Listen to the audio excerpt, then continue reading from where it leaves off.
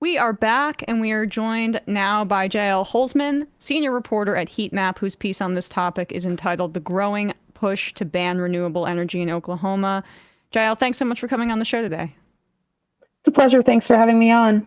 So, can you give us a sense of what's happening in Oklahoma right now? I saw last week there were protests at the state Capitol building in Oklahoma City. You were writing about this, trying to get the governor Stitt to stop new wind and solar construction. Where is this coming from? Sure. So the push to ban renewable energy in Oklahoma is almost at full tilt. And it is reasonable to expect a growing push in states across this country to ban construction of solar projects, wind projects, the kind of decarbonization projects that one would want to see, hope to see in a decarbonizing world, a world that's moving fast to reduce its consumption on fossil fuels. Those projects are being targeted increasingly by activists on the ground, people who either don't want them for their views, for their property values, for fears about conspiracies around impacts to the environment, health, people nervous simply because they don't understand these technologies. There is a growing uprising against renewable energy in this country, and Oklahoma is front and center in it. Yeah, I mean, it's crazy because Oklahoma is the third largest generator of wind energy, as you write, in the country, which I wasn't even aware of. But I mean, there are I guess there's tornadoes, right? I should know that just by discernment. But like, that can you explain as to why there's opposition? I mean, it can't just be industry making this case. Like, clearly if there's any kind of grassroots opposition, there's got to be some reasoning behind it as well. It's not just astroturfs. No. So what I do as a journalist, I write for HeatMap News, a fossil-free news outlet that was launched last year by some friends of mine. And I came aboard a few months ago to begin coverage of these conflicts over solar projects, wind projects, large battery projects, hydrogen, carbon capture, you name it, any kind of industrial project geared at the energy transition. I write about the conflicts building them, because when you build anything big, when a large company comes in, especially one that's not from the United States, we're used to seeing people have questions, have concerns. And our democracy historically has had avenues to deal with this. You may or may not have heard the phrase permitting reform bandied about by people in Washington, lobbyists. What that is, at least in part, is an effort to try and deal with the conflicts that arise when you build large things. And we do need to build large things to get off of fossil fuels. What I've found in my reporting, however, is that as we've tried to build more and more of these projects, they've shown up in people's backyards to such an extent that it's becoming really common if you live in Ohio, in Oklahoma, in more rural areas of this country that are sought after to build big things where fewer people live. People are starting to hear about this stuff. Just like vaccines, just like other medical innovations, the more people learn about this, the more they have questions. And if you're used to some conspiracy-laden parts of the internet, you're used to the phrase, do your own research. In Oklahoma, they did their own research. There's an insurgent movement run by farmers, ranchers, environmental activists, geared at focusing the state on how, as wind energies become huge in the state, there may or may not be impacts to property values, water pollution, environmental hazards like endangered species. And people do have reasonable questions to ask about innovations in an economy that I think a lot of your listeners and viewers know is not always representative of what the people want, but more so what large corporations want. And we're handling climate mostly through tax credits these days that go to large corporations. However, what's happening in Oklahoma is not something viewed with the environment in mind all of the time. And in fact, some of the people pushing to ban renewable energy in the state say they want to do it to help oil and gas production, which is hardly a benefit for the environment or climate action. And there's this interesting dynamic where the governor, Kevin Stitt, he wants jobs in his state, right? I mean, he wants investment in his state, and you're seeing this a little bit here in New York State, right? Like with the CHIPS Act and all of that kind of increase in production, you saw some Republican lawmakers from New York have to kind of embrace it as well, because once the law is passed, it's difficult to claw back for politicians that are already locked in because they don't want to shutter projects and they don't want to say no to business coming to their state. But you have other Republicans who want to run for governor after Stitt angling and criticizing the renewable energy efforts within the state. So that it seems like a lot of this is just these Republicans trying to gain power and angling for like, hey, oil and gas, fund me, I'll kill the solar project in the state. Well, I mean, that is one way to look at it.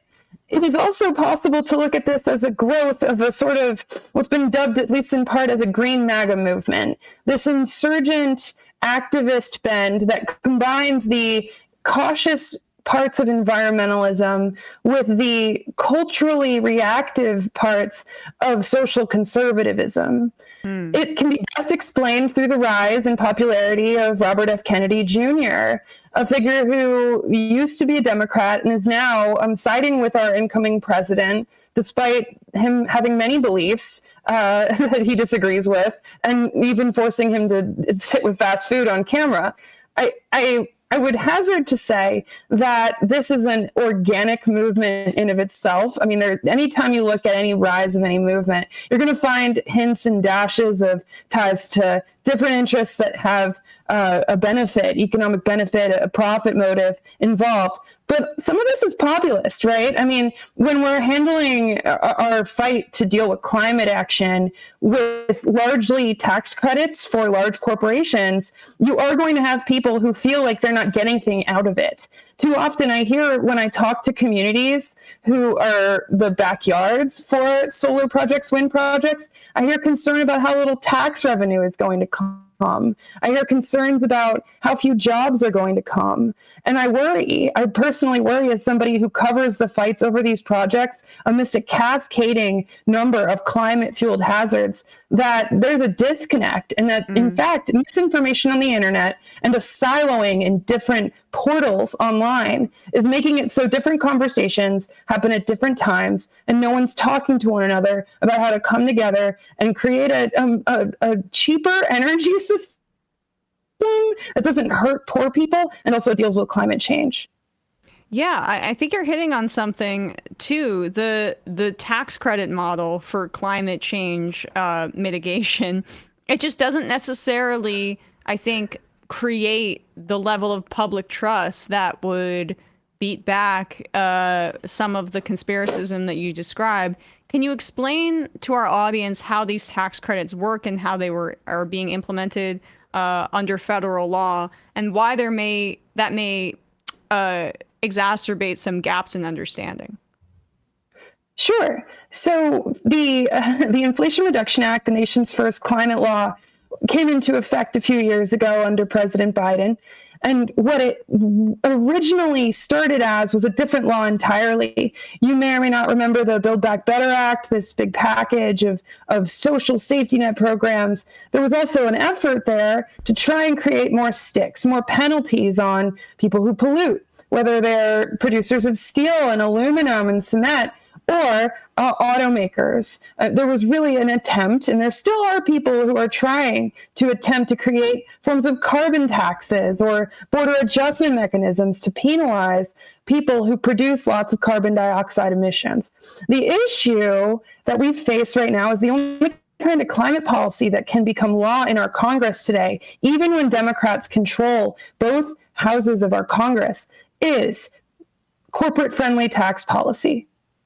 It is the only policy that we know can actually move through Congress today.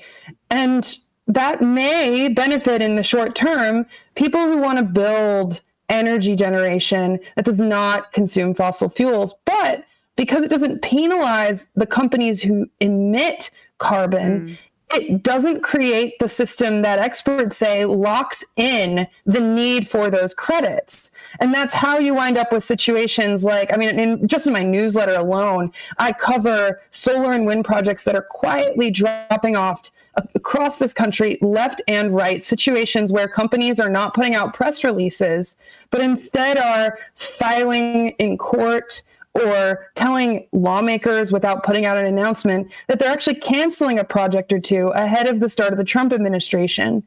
The concern is that we could see a Keystoneization under Trump, where instead of oil pipelines, the federal government is weaponized against the construction of wind and solar projects. And if the tax credits are the only thing keeping those projects there, I think corporate America is going to say, what's going to hurt if we cancel this project? We'll take there the aren't money that many and run. jobs to begin with, you know? We'll take the money and run, basically. I mean, there isn't enough of a stick. There's only carrots, right, to get these corporations to come to the table. And you mentioned some of these credits, like people may not realize Elon Musk, for example, with Tesla, not that that's his big moneymaker anymore, but so much of what they're making money off of now is selling these carbon credits, right? I think they're called, which essentially allows other companies to go over emission thresholds, and Tesla will basically say, okay, we'll take that on, and they sell it to these corporations. So any stated like social or climate progress that electric vehicles from those Tesla factories are making a dent in terms of climate change, right? It's offset by the fact that they're making money now selling these credits to polluters, which is just insanity. There's a danger in relying solely on tax credits. Right now, we're looking at Congress potentially rewriting this first climate law. And I myself have done quite a bit of reporting in Congress and now for HeatMap, covering the individual projects, about how likely it is for the nation's first climate law to stay intact.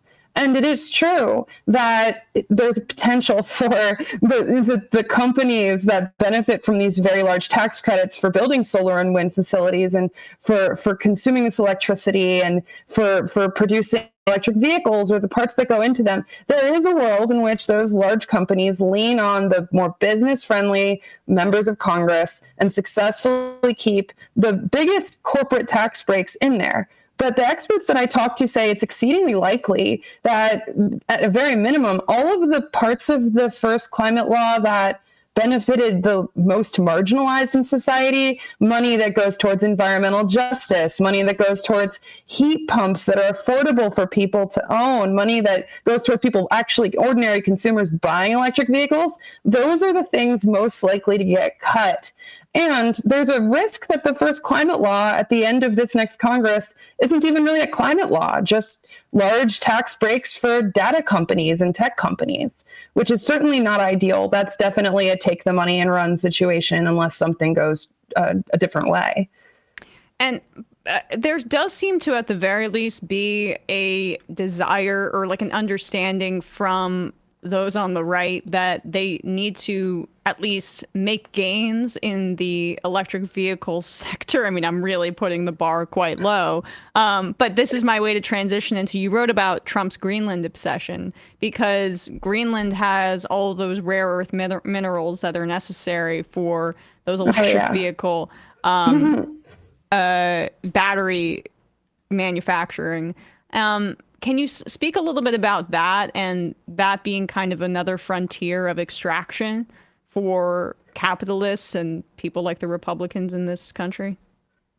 There are a litany of minerals and materials and metals that are quite rare that are used to produce the kinds of things that large corporations label as clean energy or green energy. As a journalist, I have reported on and even visited communities that are the front lines of this extraction for quote unquote green energy. And it's hardly green. It would be hard to say that mining for building anything is literally clean at all. You move a lot of dirt.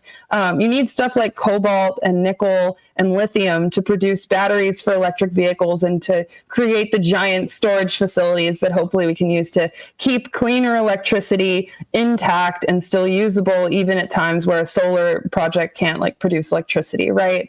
And on top of that, you need a bunch of different minerals, rare earths that are found in places like Greenland, as well as certain pockets of the African continent that historically have been colonized, certain pockets of Central and South America that have been colonized historically. And there is a risk that human rights experts have told me over the years in the transition away from fossil fuels, if left unabated, also becoming a new cycle of resource colonialism and a form of nationalist motivated extractivism.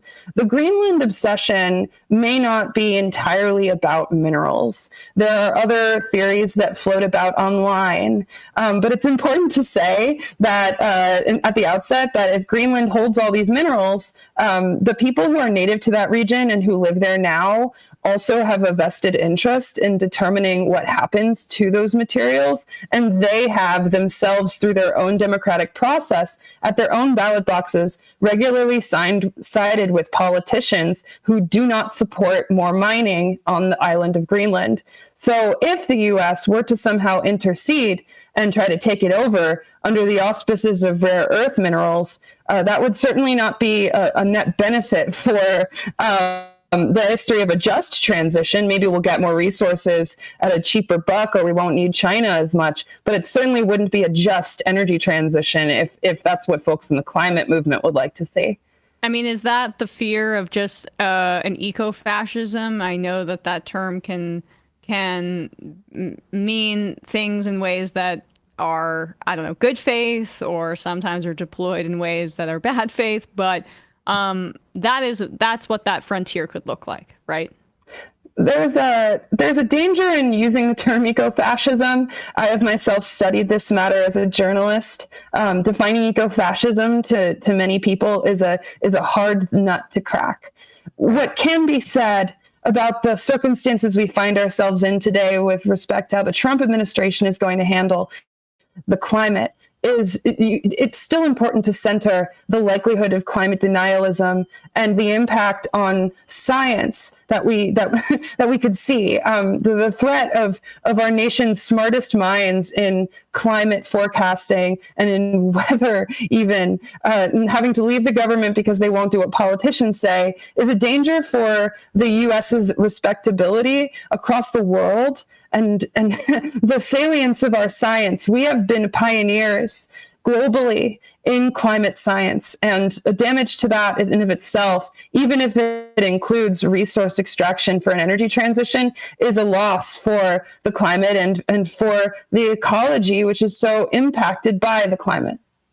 And lastly, you mentioned how people who are indigenous to Greenland would be affected by this, and how they would need to have a piece of the pie here. I mean, this is like their sovereign territory, right? In Oklahoma, just to bring it back to that particular instance, there is that issue of some tribal opposition to some of this extraction and the development of these renewable energy facilities, just because there's a lot of land in Oklahoma that is under tribal sovereignty. If you could just talk a little bit about that before we wrap up here.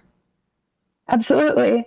Tribal sovereignty is deeply important and is at risk from the transition away from fossil fuels. However, the fossil fuel economy itself has done quite a number on tribal sovereignty around the world.